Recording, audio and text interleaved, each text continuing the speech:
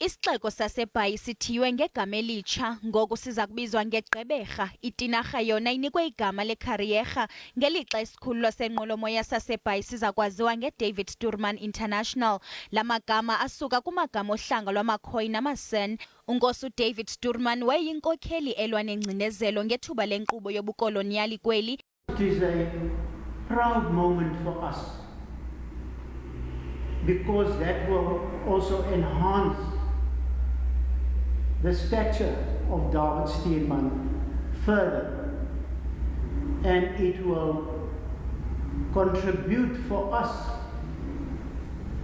towards a greater acknowledgement and a visibility of the Khoisan as a peoples.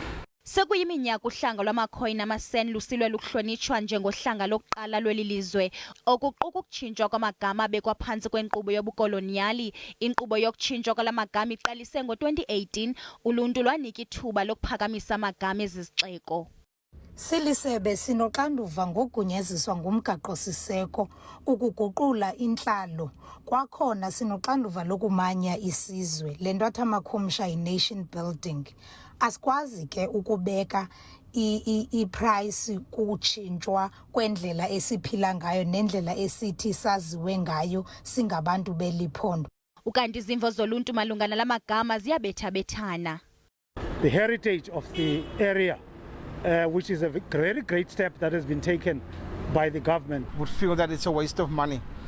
I mean, if you look at the millions they're going to have to spend on changing billboards, direction boards. Bambi basungule iphulo elichasene nala magama amatsha.